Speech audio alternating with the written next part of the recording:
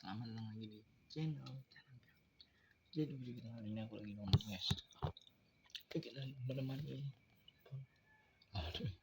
menemani tontonan pada pagi hari yang sangat kukuruyuk ini.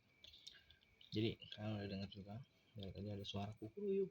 Nah itu kukuruyuk di luar, dan ada beberapa suara lain yang tentunya kita nggak tahu suara apa itu. Langsung saja kita menonton. Ngomong tentang khotbah guys. Buat yang non muslim wajib dengar. Kalian buat yang muslim kalian boleh stay untuk mendengar dan belajar, tapi kalau misalnya nggak mau juga nggak apa-apa cuy, karena aku mau bener-bener kayak belajar lebih kalem lagi cuy. Nah udah terlalu jauh nih rentan aku membuat sesuatu yang pokoknya menjauhi kebenaran ya. Nah, ini nah. Pengampunan, tapi Allah tidak bisa memberi pengampunan tanpa darah Yesus. Dan Allah memberi kuasa kepada Yesus untuk mengampuni. Oke, dia tetap anak manusia yang diberi kuasa mengampuni. Sekarang orang percaya seakan-akan diberi kuasa untuk mengampuni. Nanti dulu, jikalau kamu mengambil dosa orang, dosanya diampuni. Artinya jika kamu menyatakan dosa orang, tetap ada dosanya, tetap ada. Tapi kalau kamu menyatakan dosa orang bisa diampuni. Kita sebagai orang percaya, yang pertama pasti tahu standar ukuran pengampunan yang diberikan. Ya kan? Kalau guru saja bisa lihat, kamu lulus kan? Udah tahu dengan kepintaran anak ini lulus. Orang percaya juga tahu standar kebenaran kesucian dari sebuah pengalaman orang yang diampuni. Kamu sudah selamat, bisa, tapi bukan dasarnya dia punya hak menyelamatkan atau mengampuni. Yang kedua, Roh Kudus memberikan kepekaan untuk bisa mengetahui orang ini diampuni atau tidak. Ya, Petrus kepada Ananias dan Safira langsung menghukum, karena dia dipimpin Roh Kudus. Apa hanya dia membunuh? Dia tidak membunuh, karena dia tahu orang itu pantas mati. Cukup jelas. Kalau ditanya salah, jelas. Sangat jelas. Oke. Kalau teologi boleh ditanyakan ya, supaya kalau ada keraguan saya bisa lengkapi. Biasanya ada Pak Yehuda atau Pak Andris tanya. Ya. Jelas nggak gitu? Jelas. Oke, jadi kalau ini kalau dikatakan siapa yang menyatakan dosanya tetap, ya kita juga tahu kalau Tuhan beri hikmah. Orang sejahat ini ya tetap dosanya nggak bisa diampuni di model begini. Tapi yang kedua pimpinan Roh Kudus. Ya itu cukup jelas ya. Yuk. Selanjutnya dari seorang pria usia 52 tahun, sudah menikah, memiliki 2 anak di Banten, jemaat dari salah satu gereja aliran karismatik. Ya. Shalom Pak Eras, melalui chat ini saya hanya ingin mengingatkan kepada Bapak dan tim Abam agar dapat mempertimbangkan sebelum menjawab pertanyaan-pertanyaan dari jemaat. Jadi mungkin Bapak bisa memberikan pernyataan semacam disclaimer bahwa jawaban atau saran yang akan diberikan didasarkan atas pertanyaan dari satu pihak penanya, misalnya dari istrinya saja atau suaminya saja. Ini bukan bermaksud merendahkan marifat yang dikaruniakan Tuhan kepada Bapak, tapi sangat mungkin terjadi pertanyaan yang diberikan itu bersifat sangat subjektif. Demikian Pak, terima kasih, Tuhan memberkati. Pengalaman kami ada orang yang memberikan pertanyaan dari satu pihak yang tidak adil. Oleh sebab itu saya sering berkata, kalau memang benar demikian, kalau memang benar demikian, saya tuh mengatakan itu. Kalau memang benar demikian, tentu ini kita lihat dari satu pihak. Ya. Tentu juga kalau seandainya dia menipu, jawaban saya tertipu oleh input atau data yang salah, tentu harus dimaklumi. Karena kami tidak memiliki cukup waktu untuk membuat verifikasi dari pihak yang lain. Makanya sering saya mengatakan, jika ini benar demikian, itu sudah sering saya kemukakan. Jadi saya kira Abam dari pihak Abam mengerti, dan ini bagus sekali, masukan yang sangat bagus. Jangan sampai kita tidak mengucapkan itu karena kita lupa. Jika memang demikian. Tetapi dari pengalaman saya sebagai seorang gembala selama 45 tahun, saya sudah bisa punya terobosan. Yang ini rasanya jujur, ini rasanya nggak jujur. Ya. Lalu kisah-kisah seperti yang dikemukakan ini biasanya hal-hal yang sudah biasa terjadi. Lalu saya sering juga mengemukakan begini. Kenapa suamimu begini? Mungkin kamu yang cerewet, kamunya yang tidak benar. Nah, seperti tadi ada pertanyaan yang saya berkata, kenapa anaknya ikut suami? Jangan-jangan dia berzina, jangan kamu berzina, sehingga waktu bercerai kamu nggak berhak punya asuh, ya kan? Nah itu juga perlu keadilan dalam menjawab. Kepada Pak Billy dari gereja yang karismatik ya. Terima kasih Pak Billy, usia 52 tahun. Kami memperhatikan sekali masukan Bapak. Bapak merimain kami untuk mempertimbangkan sebelum menjawab pertanyaan-pertanyaan itu. Oke. Ini sudah 1000 berapa? 107. 1107 selama ini belum pernah ada komplain ya. 1107 selama ini belum ada komplain. Secara tertulis juga, kalau ada kami terbuka. Tetapi saya pernah menjumpai juga. Jadi dari pihak perempuan menyampaikan sesuatu tapi tidak lengkap. Jadi orang yang tahu masalah ini melengkapi saya. Sudah 1107. Dan selama ini tidak ada komplain dari pihak yang ketiga, pihak tiga ya. Pihak pertama yang bertanya, pihak kedua saya, dan pihak ketiga belum ada. Oke. Terima kasih tapi untuk reminder ini. Oke, thank you Pak Billy. Thank you million thanks for your reminder for us. Thank you so much. Oke. Pertanyaan berikutnya dari seorang wanita berusia 29 tahun, belum menikah, tinggal di Jawa Barat, jemaat GSKI. Ya. Shalom Pak Pendeta, saya ingin bercerita sesuatu. Ini yang bikin jadi angka pernikahan menurun nih. 29 belum nikah guys. Ya udahlah, lanjut guys. Untuk kepada Bapak, dan semoga saya mendapatkan jawaban dari Pak Pendeta untuk masalah saya ini. Saya memiliki kenalan seorang pria lebih dewasa dari saya. Bagi saya dan dia, banyak sekali kecocokan yang membuat kami memutuskan untuk berpacaran. Namun karena jarak, akhirnya saya memutuskan untuk merantau dan bertemu dengannya. Dia baik sama saya dan perhatian. Oke, sebelum diteruskan, saya belum baca belakangnya. Kamu kenal pria ini langsung atau dari LDR ya? Namun karena jarak, saya berusaha untuk merantau dan bertemu dengan dengan dia, artinya kan sebelumnya LDR. ya, nah dewasa ini dewasa usia atau dewasa biologis, dewasa usia biologis maksudnya, atau dewasa rohani maksudnya, dewasa mental, dewasa rohani, dewasa biologis itu beda. Dewasa biologis itu berangkat si Om Eras langsung berpikir dulu sebelum dia menyatakan pendapatnya. Betul banget tuh. Lanjut Des. dari happy persetuju. Dewasa mental berangkat dari pengalaman hidup dengan lingkungan. Dan banyak orang dapat pengalaman jadi dewasa mental, cari uang, bersosialisasi. Dewasa rohani menyangkut hubungan dengan Tuhan. Ini terkait dengan kesempurnaan serupa dengan Yesus. Oke, teruskan. Namun suatu ketika dia menunjukkan sifat egois dan posesif yang berlebihan. Nah, ini saya belum baca loh. Saya ini langsung spontan atau istilahnya impromptu ya. Terus. Padahal saya sedang bekerja, tapi dia ingin perhatian saya hanya untuk dia. Bahkan untuk berkomunikasi dengan rekan kerja, dia langsung marah dan menuduh saya berselingkuh. Saat kami sedang video call, telepon saya tiba-tiba mati, dan dia langsung menuduh saya selingkuh atau ngobrol dengan laki-laki lain. Padahal saya siap bersumpah demi Tuhan. Nggak usah. Kalau saya tidak ada sedikit pun niat untuk berselingkuh. Bila perlu saya pun siap untuk bersumpah di atas Alkitab. Ya, makanya ya. Kamu sampai merantau untuk bertemu dengan dia. Pasti kamu gak tanya Tuhan. Teruskan. Saya sampai takut untuk berbicara dengan pria karena takut menyakiti dia. Waduh, ini belum menikah. Belum menikah. Sudah sering diabam dan pengalaman saya dalam pastoral. Sebelum menikah itu baik-baik. Lu kasihan hidup ini terus. Namun suatu ketika dia marah besar karena dia merasa dibohongi oleh saya hanya karena ada chat masuk di WhatsApp saya dengan foto profil laki-laki. Awalnya saya salah karena saya bilang kepada dia kalau yang punya nomor itu teman perempuan saya. Tapi dia malah tambah curiga dengan saya. Nah, itu karena kamu gak jujur sama. Mesti jujur saja. Terus? Akhirnya saya mengaku dan jelaskan bahwa dia hanya rekan kerja, bahkan saya saja tidak menyimpan nomornya di kontak. Karena saya tahu bahwa saya sudah memiliki pasangan. Ini belum selesai dibaca, saya ngatur di belakang. Cuma saya beritahu, kamu nikah dengan pria ini, kamu kehilangan hidup. Kamu bodoh kalau nikah dengan pria model ini. Teruskan. Saya hanya ingin membuat dia tenang, karena saat itu kami memang sedang bertengkar hebat. Belum nikah sudah begini, terus? Tapi dia tidak terima dan malah menghina saya, dan kami putus. Tetapi saat putus dia tetap mengatai saya sebagai cewek tukang selingkuh dan lainnya. Masih banyak lagi. Itu saja bacanya, cewek jalan, cewek lonte. Dan masih banyak lagi. Supaya nanti tahu kenapa saya beri nasihat begini itu. Ini saya belum baca, nah. Maaf ya, boleh nggak dibaca sih? Boleh. Ya. Sebagai cewek tukang selingkuh, cewek jalan, cewek lonte, dan masih banyak lagi. Bacanya ragu-ragu jadi malah salah. Lonte itu makanan itu loh. Oh ya, lonte. Itu gado. Gado lonte mana? Lonte itu makan gado-gado. Apa apa saja. Sorry Pak. Terus? Bahkan dia mengancam saya akan menyebarkan video bugil saya ke orang-orang. Oh, dia pernah bikin video bugil ya? Nggak apa-apa, dia berani begitu, mati dia, masuk penjara. Hah? Iya. Iya, ITE, terus kan?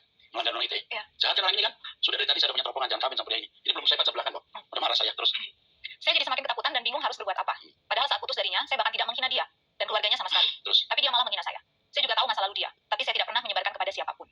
Kasihan nih, terus. Tapi dia tetap mengusik hidup saya dan membuat saya semakin takut. Padahal dia beragama Kristen juga, tapi perkataannya amat sangat menyakiti hati saya. Kristen orang jadi baik, kecuali dia bertobat dan bergaul dengan Tuhan. Terus? Saya jadi trauma memiliki hubungan dengan laki-laki dan saya amat sangat ketakutan sekarang. Tolong Pak, bagaimana dan apa yang harus saya lakukan sekarang? Oke, begini. Yang pertama, kamu akan didampingi oleh kami, mesti Bu S ini yang kuat. Yang kedua, dia harus didampingi dengan pengacara kita. Kalau dia memberikan surat-surat ancaman, lapor polisi aja. Nggak mesti didampingi dengan polisi. Misalnya saya mau laporkan kamu bugil, itu sudah mengancam kan? Udah ya? Oke, tanyakan pengacara kita. Orang-orang begini mesti dihadapi dengan cara yang bijaksana. Ya, kasih disomasi dulu, kamu lakukan lagi, kamu akan saya somasi. Dia harus dilindungi. Pria ini pikir dia lemah, tidak berdaya. Abang akan melindungi orang-orang lemah. Ya, kita ada saya mulai deg-deg ini. Karena naik ini apanya? Tensi naik. Tensi naik memang gitu ya? Iya. Nah, ya teruskan supaya kita turun tensinya.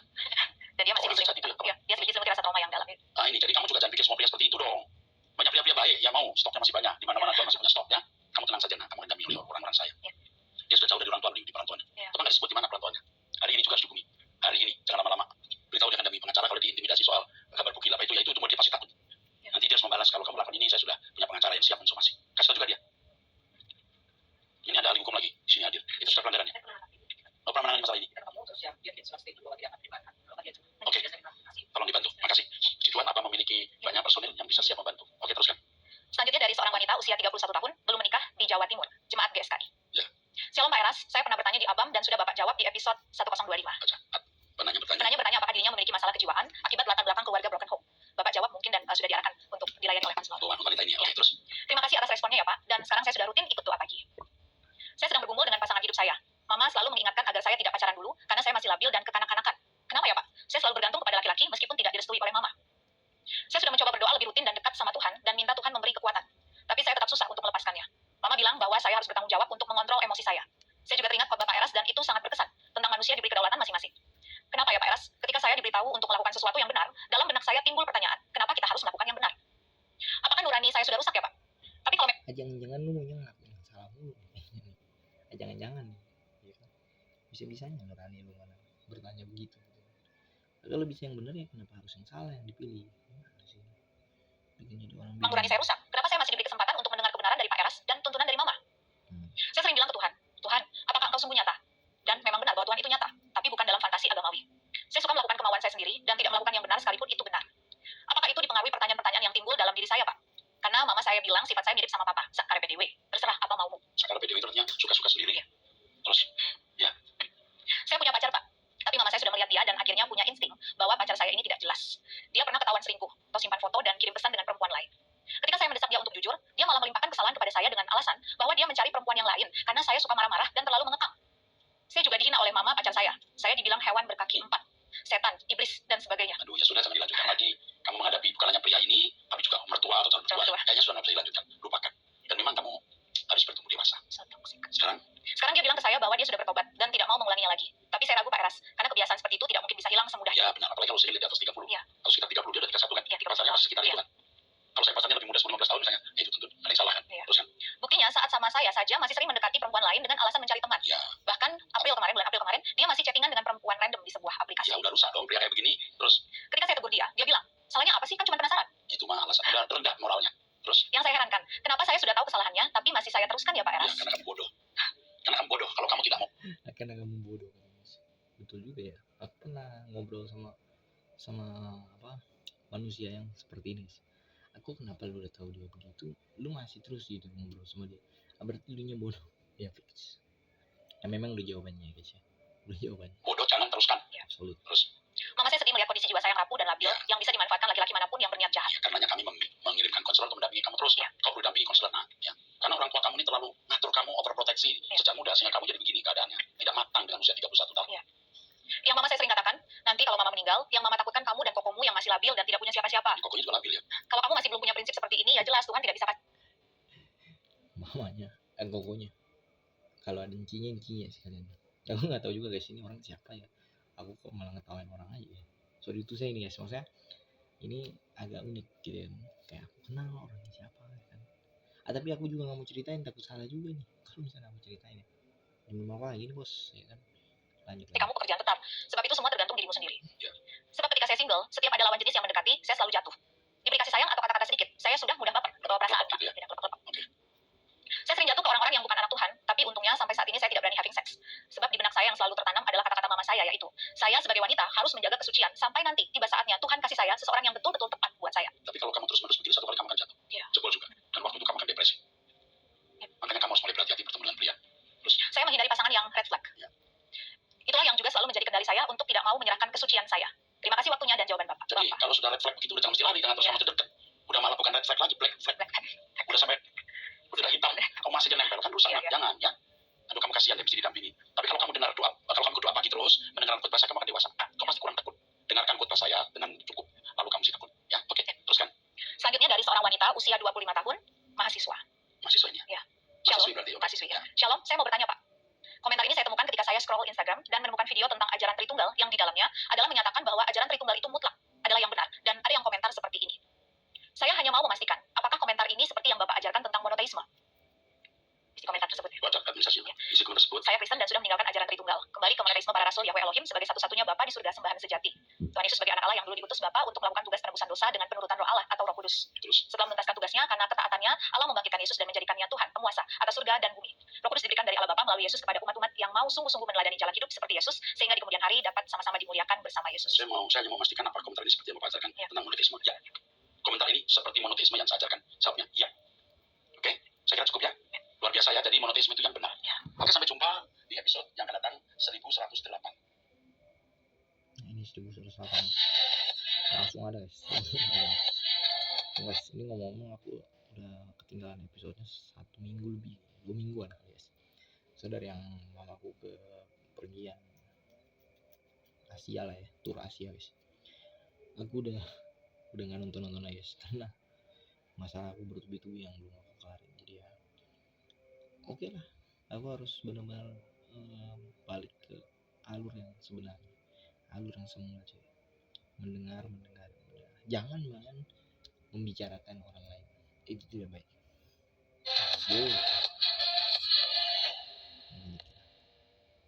Salam saudara, kembali kita mengikuti Abam. Ini kita masuk episode 1108. Mari, berani kita mulai. Yang pertama dari seorang pria usia 34 tahun, sudah menikah, memiliki 2 anak dari Nusa Tenggara Timur. Jemaat GSKI Online.